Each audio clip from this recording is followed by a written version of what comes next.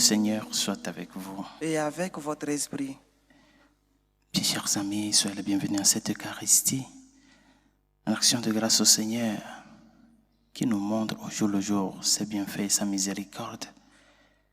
Préparons-nous à la célébration de ces saints mystères en reconnaissant de tout cœur que nous avons péché. Je confesse à Dieu Tout-Puissant, je reconnais devant vous, frères et sœurs, que j'ai péché en pensée, en parole, par action et par omission. Oui, j'ai vraiment péché. C'est pourquoi je supplie la bienheureuse Vierge Marie, les anges et tous les saints, et vous aussi, frères et sœurs, de prier pour moi le Seigneur notre Dieu.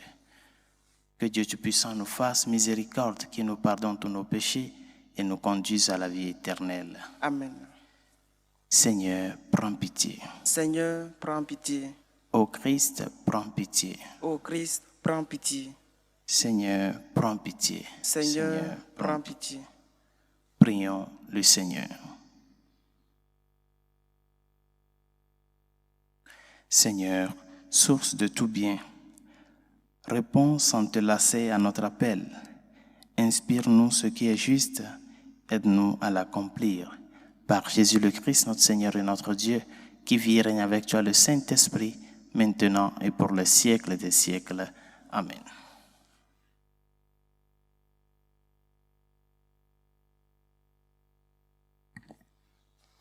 Lecture du premier livre des rois. En ces jours-là, lorsque le prophète Élie fut arrivé à l'Horeb, la montagne de Dieu, il entra dans une caverne et y passa la nuit. Et voici que la parole du Seigneur lui fut adressée. Il lui dit, « Sors et tiens-toi sur la montagne devant le Seigneur, car il veut passer. » À l'approche du Seigneur, il y eut un ouragan, si fort et si violent, qu'il fondait les montagnes et brisait des rochers, mais le Seigneur n'était pas dans l'ouragan. Et après l'ouragan, il y eut un tremblement de terre, mais le Seigneur n'était pas dans le tremblement de terre. Et après ce tremblement de terre, un feu, mais le Seigneur n'était pas dans ce feu.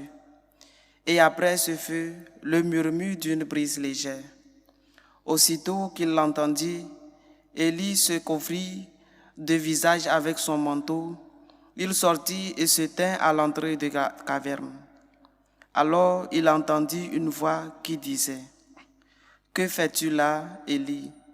Il répondit, « J'éprouve une ardeur jalouse pour toi, Seigneur Dieu de l'univers.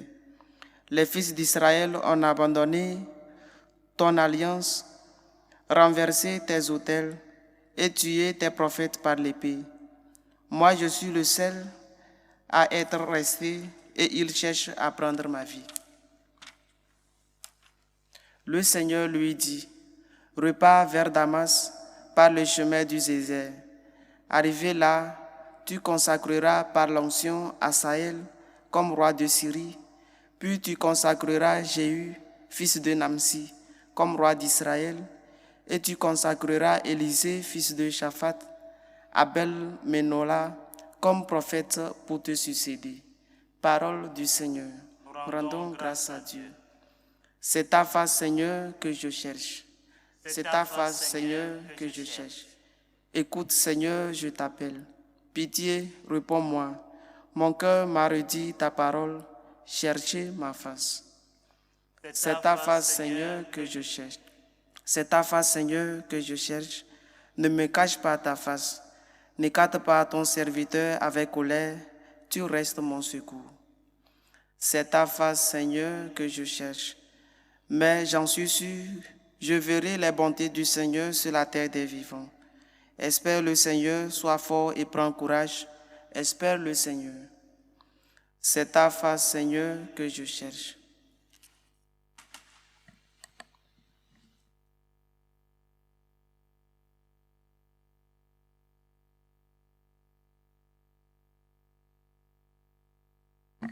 Le Seigneur soit avec vous. Et avec votre esprit. Proclamation de l'Évangile de Jésus-Christ selon saint Matthieu. Gloire à toi, Seigneur. En ce temps-là, Jésus disait à ses disciples, « Vous avez appris qu'il a été dit, tu ne commettras pas d'adultère. Eh bien moi, je vous dis, tout homme qui regarde une femme avec convoitise a déjà commis l'adultère avec elle dans son cœur. Si ton œil droit entraîne ta chute, arrache-le et jette-le loin de toi. Car mieux vaut pour toi perdre un de tes membres que d'avoir ton corps tout entier jeté dans la géhenne. Et si ta main droite entraîne ta chute, coupe-la et jette-la loin de toi. Car mieux vaut pour toi perdre un de tes membres que d'avoir ton corps tout entier qui s'en aille dans la géhenne. Il a été dit également, si quelqu'un renvoie sa femme, qu'il lui donne un acte de répudiation. Eh bien moi, je vous dis, tout homme qui renvoie sa femme, sauf en cas d'union illégitime, la pousse à l'adultère. Et si quelqu'un épouse une femme renvoyée, il est adultère. Acclamons la parole de Dieu. Louange à toi, Seigneur Jésus. Vous avez appris qu'il a été dit. Eh bien moi, je vous dis. Bien chers amis, c'est jusque-là nous sommes arrivés dans l'enseignement du Christ. Je me rappelle un jour une chrétienne qui me disait, « Mon père, être chrétien n'est pas facile. Être chrétien est vraiment une chose difficile. » Et je lui demande pourquoi. Et elle me dit, des fois il y a des gens qui agissent à tort et à travers envers toi. Le Seigneur, dans son message, nous interpelle au pardon, nous interpelle à la droiture d'intention dans ce que nous faisons, à ce que nous soyons des personnes sincères dans ce que nous pensons et ce que nous disons. Et pourtant, il y a des gens qui sont là, ils savent bien que ce qu'ils sont en train de te faire va te faire mal, mais ils continuent par le faire. Comment se comporter envers ces personnes? Que c'est vraiment difficile d'être chrétien. Eh bien oui, c'est difficile d'être chrétien, mais ce n'est pas impossible. Ce n'est pas impossible dans le sens que notre réalité de vie, comme appartenant au Christ, ne dépend plus de nous, ça dépend du Seigneur. Ce n'est plus moi qui vis, c'est le Christ qui vit en moi, nous dit Saint Paul. Si nous ne parvenons pas à cette configuration complète avec le Seigneur, nous verrons la vie chrétienne comme une croix, ou bien comme une excuse. Non? On se cache derrière l'identité chrétienne pour se dire, si je n'étais pas chrétien, j'aurais agi tel ou tel ou tel. Alors que nous sommes appelés à nous incarner du Christ, à laisser que notre vie soit une vie imbibée, non? Qui est mouillée du Seigneur. Et l'évangile que nous venons d'écouter aujourd'hui vient nous ouvrir encore une fois la portée de ce que doit être notre vie, notre témoignage comme chrétien.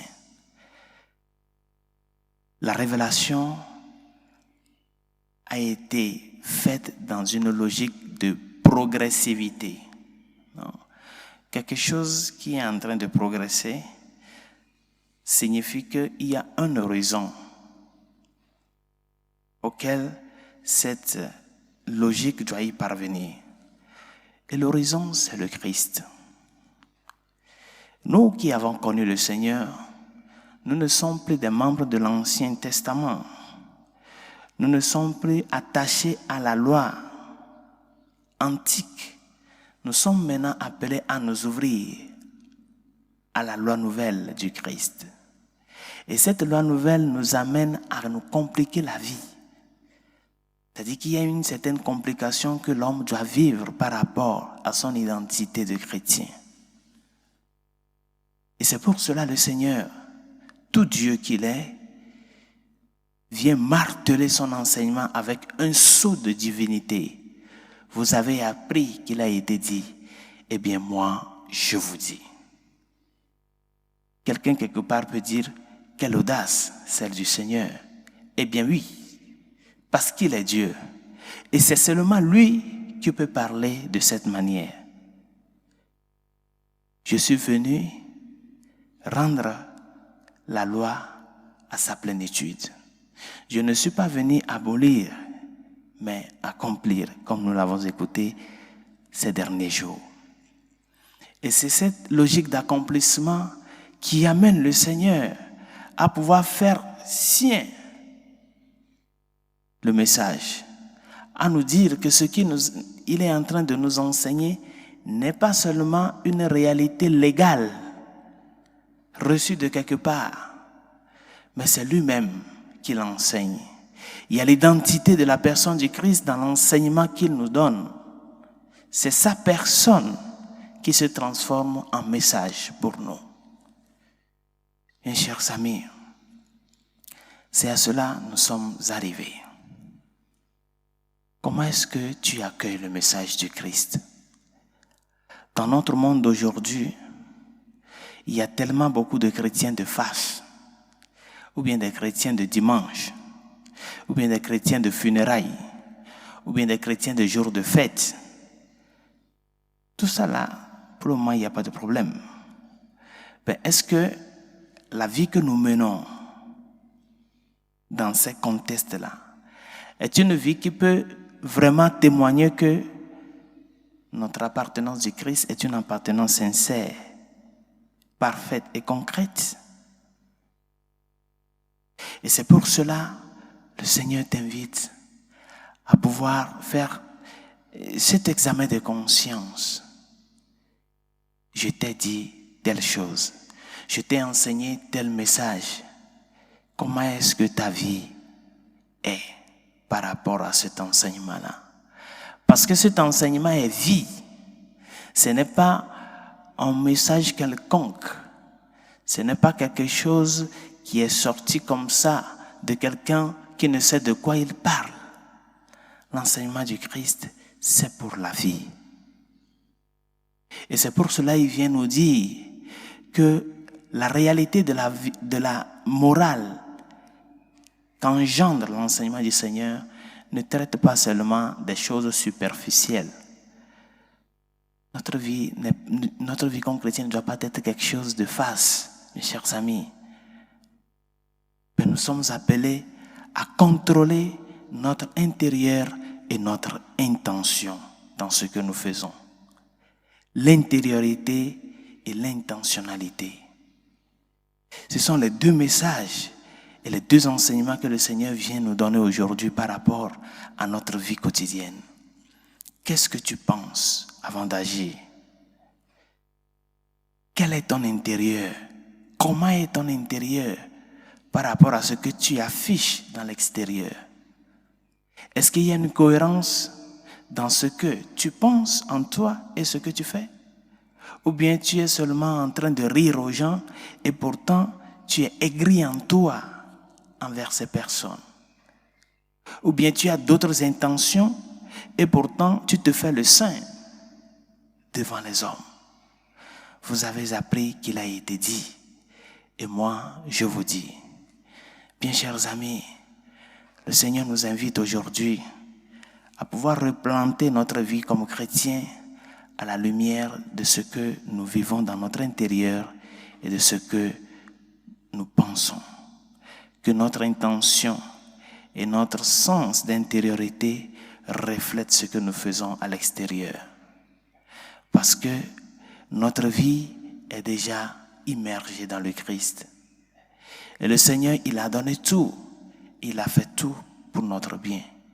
Demandons-lui au cours de cette Eucharistie de nous aider à ce que nous puissions au jour le jour croître dans son amour, que nous puissions grandir, que nous puissions parvenir à la maturité dans cet amour reçu et auquel nous sommes appelés à donner.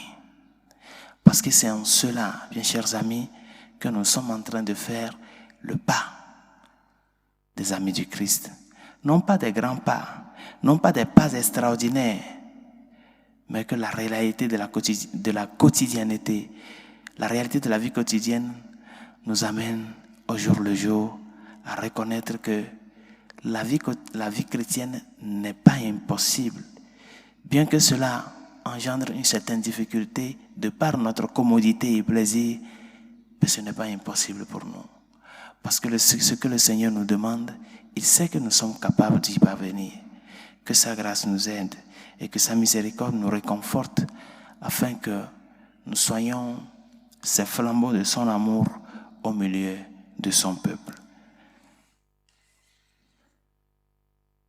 Pour la Sainte Église catholique et ses pasteurs, afin que, fidèles au message du Christ, nous puissions l'annoncer de par notre vie à travers un témoignage sincère et vrai. Seigneur, écoute-nous. Seigneur, exauce-nous. Pour les malades, ceux qui souffrent dans leur corps et dans leur âme, les enfants de la pédiatrie, les victimes de l'avortement, les victimes de l'euthanasie, Seigneur, écoute-nous. Seigneur, exauce-nous. Prions pour la paix dans le monde, la paix dans nos cœurs, la paix dans les pays menacés par le terrorisme. Prions pour les chrétiens persécutés à cause de leur foi. Seigneur, écoute-nous. Seigneur, exauce-nous. Pour nos autorités politiques, afin que leur gérance défende avant toute chose la vie humaine, la personne humaine dans sa totalité, sa naturalité, et la bonne répartition des biens communs. Seigneur, écoute-nous. Seigneur, exauce-nous. Pour nos défunts, afin que le Seigneur, dans sa miséricorde, les accueille auprès de lui. Seigneur, écoute-nous. Seigneur, exauce-nous. Et pour tout un chacun de nous, afin que l'enseignement du Christ que nous écoutons, que nous recevons au jour le jour, nous puissions nous laisser que cet enseignement puisse transformer notre cœur de pierre en cœur de chair, et que nous puissions nous aussi nous transformer à la fois en saints messagers du Christ de par le témoignage rendu. Seigneur, écoute-nous. Seigneur, exauce-nous. Dieu de miséricorde, écoute les supplications que nous t'adressons avec foi et espérance. Toi qui vis et règnes pour les siècles des siècles. Amen. Amen.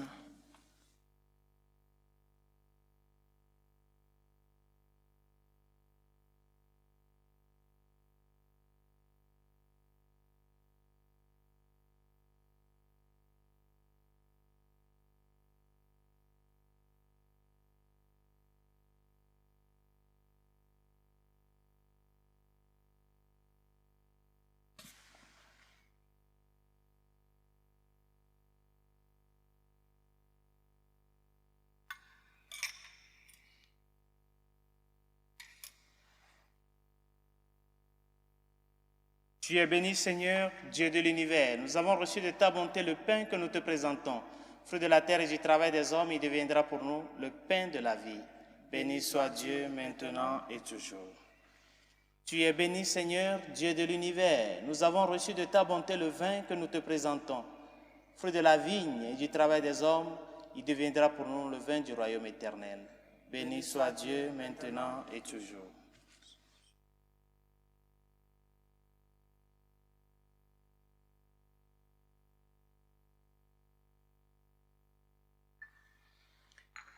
Prions ensemble d'offrir le sacrifice de toute l'Église pour la gloire de Dieu, le salut du monde. Seigneur notre Dieu, nous voulons te servir. Regarde notre offrande, qu'elle soit agréable à tes yeux et nous obtienne un accroissement de charité. Par Jésus le Christ, notre Seigneur. Amen. Le Seigneur soit avec vous. Et avec votre esprit, Élevons notre cœur. nous le tournons vers le Seigneur.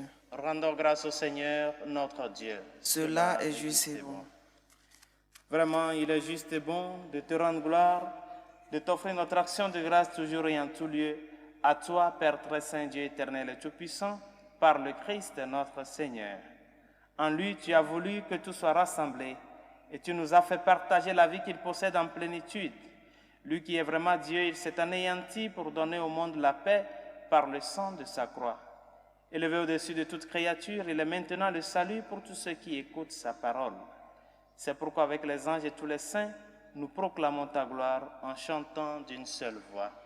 Saint, Saint, Saint, le Seigneur Dieu de l'univers, le ciel et la terre sont remplis de ta gloire. Hosanna au plus haut des cieux. Béni soit celui qui vient au nom du Seigneur. Hosanna au plus haut des cieux. Toi qui es vraiment saint, Toi qui es la source de toute sainteté, Seigneur, nous te prions. Sanctifie ces offrandes en répandant sur elles ton esprit, qu'elles deviennent pour nous le corps et le sang de Jésus le Christ, notre Seigneur. Au moment d'être livré d'entrer librement dans sa passion, il prit le pain. Il rendit grâce. Il le rompit et le donna à ses disciples en disant : « Prenez et mangez-en tous, ceci est mon corps livré pour vous. »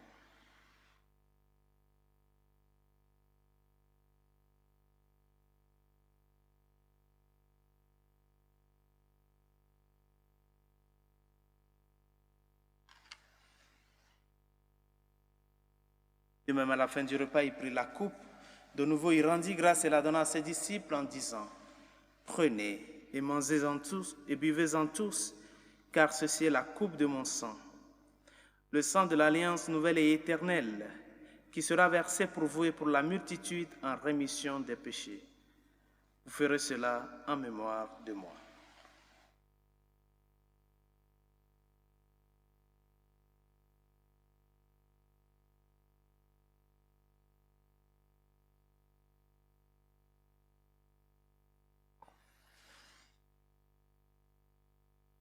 Il est grand le mystère de la foi.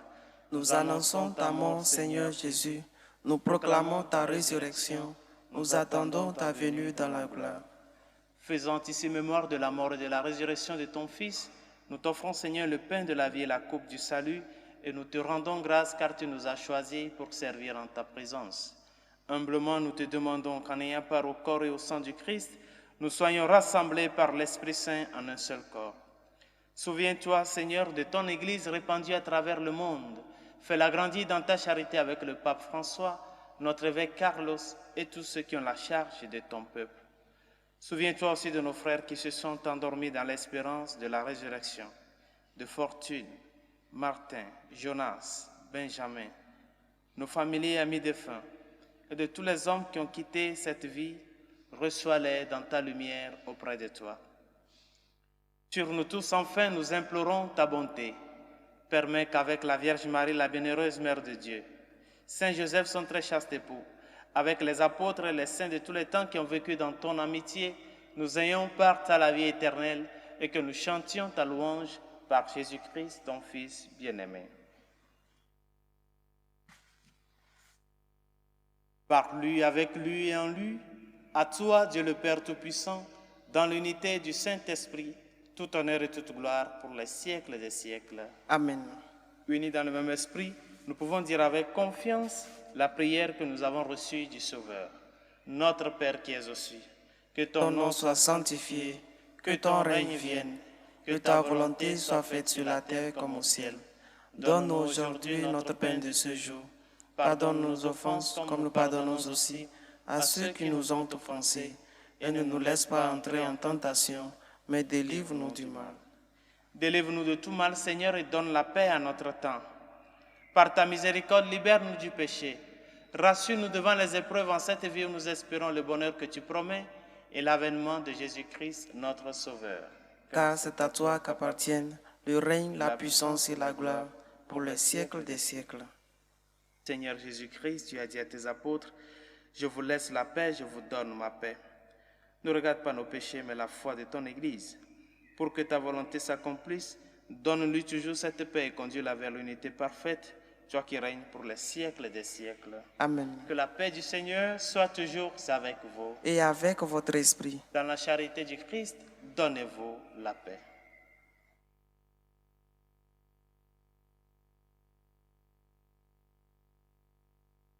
Agneau de Dieu qui enlève les péchés du monde, prends pitié de nous. Agneau de Dieu qui enlève les péchés du monde, prends pitié de nous. Agneau de Dieu qui enlève les péchés du monde, donne-nous la paix.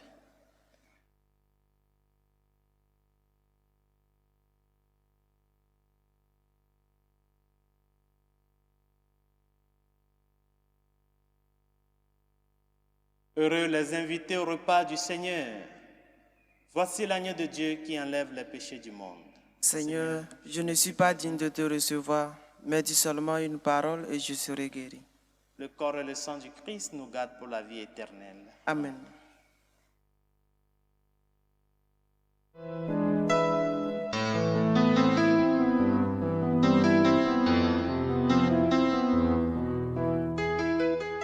Communion spirituelle. Mon Jésus, je crois en votre présence dans le très saint sacrement. Je vous aime plus que toute chose et je désire que vous veniez dans mon âme. Je ne puis maintenant vous recevoir sacramentellement dans mon cœur. Venez-y au moins spirituellement.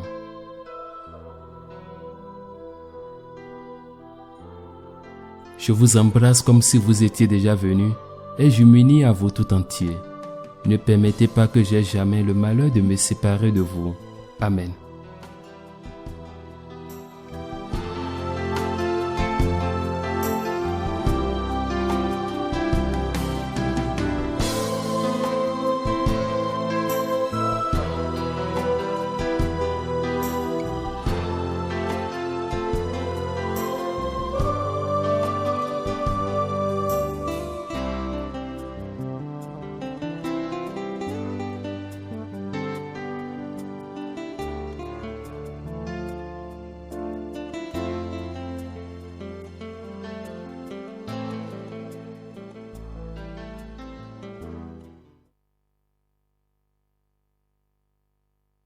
Prions encore le Seigneur.